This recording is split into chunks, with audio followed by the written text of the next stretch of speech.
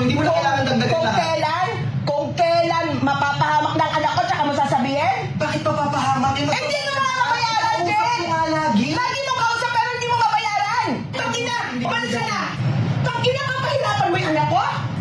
Hindi naman niya pinakailaman yung pera mo? Ikaw may kagagawan yan eh! Tapos yung anak ko magsasapa eh! Sirang-sira na yung pangalan ng anak ko!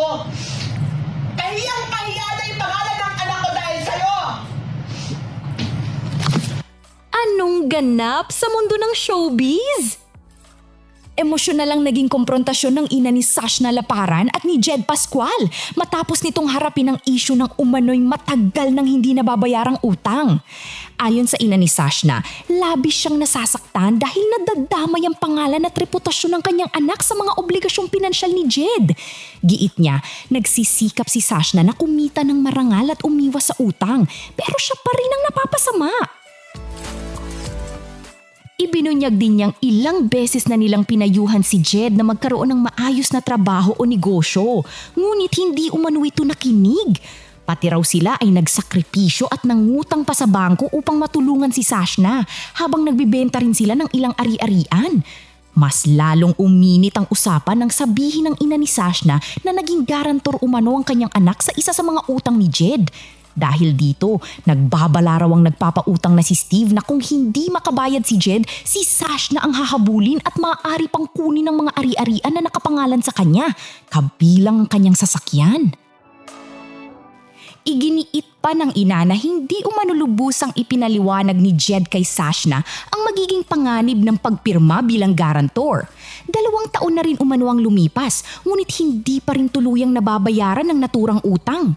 Bagamat sinabi ni Jed na plano naman niyang bayaran ang kanyang obligasyon, hindi ito naging sapat para sa ina ni Sashna na naniniwalang nasira na ang pangalan at dangal ng kanyang anak dahil sa isyong ito. Sa ngayon, wala pang karagdagang pahayag mula sa magkabilang panig kung paano nila lulutasin ang naturang usapin. Kung mapapatunayang hindi nga ipinaliwanag ng maayos ang pagiging guarantor kay Sashna, sino ang dapat managot? Si Jed ba? O dapat ding naging mas maingat si Sashna bago pumirma?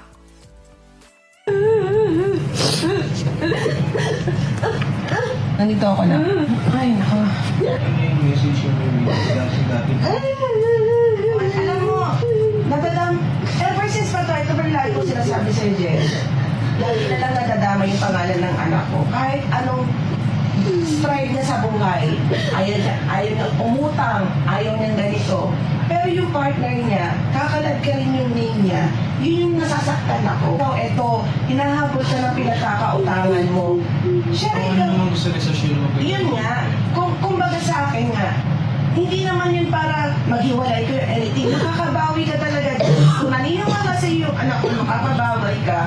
Pero hindi sa paraan na ganito, nakadadrag mo yung lahat ng paghihirapan. Sabi ko nga si Jed, pangalan na lang ang meron ng anak ko. Wala kami, hindi kami mayaman or anything. Ilang taon kanya sinasabihan na maghanap ka ng trabaho.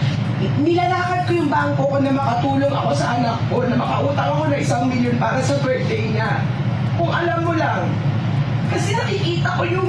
Jed, tumutulong din naman ako. Kaya nga, Jed, kaya lang. Binibenta. Alam mo, Yung best ko na sinabi, magtrabaho ka, mag-business ka.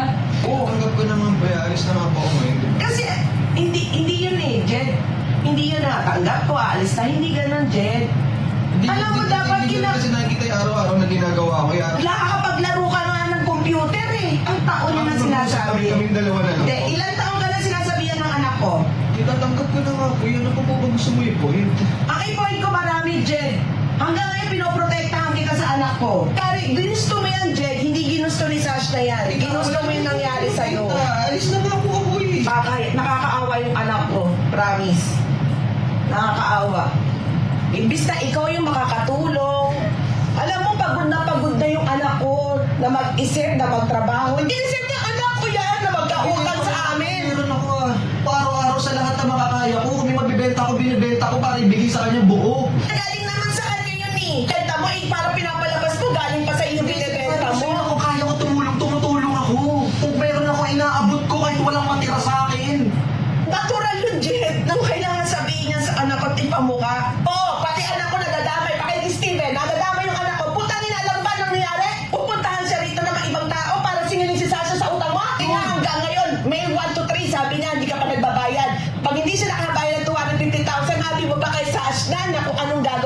pag hindi ka nakabayad? Inamin mo ba kay Sash na yun? Hinihintay kita. Ilang buwan na akong hinintay, pero hindi ka nagiging totoo sa anak ko. Babayaran ko yun, ba't aabot dun? Tay, sabihin mo kung anong mangyayari. Bakit hindi mo inamin sa anak ko? Ako hindi ko masabi sa anak ko dahil ikaw ang kami karapatan magsabi nun. Pero alam mo na sabi ni Steve, kukuha rin yung sasakyan mo. Kukuha rin lahat ng kay Wala Sasha. siyang sinabi sa akin ganyan. Oh, tinan mo? Wala siyang sinabi sa Kung akin. anong meron si Sasha, kukuhanin niya. Bakit niya kukuhanin? Oh, syempre, siya ang nakalagay ko sa cheque. Siya ang nag-garantor sa'yo. Ganun ang ginawa mo kay Sasha. Anong magagawa ng anak ko? Nag-garantor siya. Pangalan niya nandoon. Nasabi mo ba sa anak ko yun? Tita, babayaran nga po yun eh. Ba't ko sasabihin kung babayaran ko naman? Inang bayad na yan, 2 years na yan sa kanya. Kung pinayaran mo yan, nung nagka-1 milyon ka, pinayaran mo siya ng 1 milyon. Binayaran ko siya 500k, tita. Oh, nung sinabi sa akin ni Steve yan, sabi ko kay Steve, hindi pa pala sa siya yung sa'yo nasabi mo, sige, magkaharap na lang tayo ng demanda na lang tayo, Steve. Pero ang masasabi ko lang sa'yo, walang kinuha yung anak ko sa pera kay Jen. Ako yung kinausap ni Steve. Sabi ko, ba't ako kinakausap mo? Eh kasi natatakot ako, mamaya magalit ka sa akin. Sabi niya, ang balak ko, pag hindi na bayaran ni Jen, yung 2 million, yung 12 million ko, si Sasha na sisingilin ko.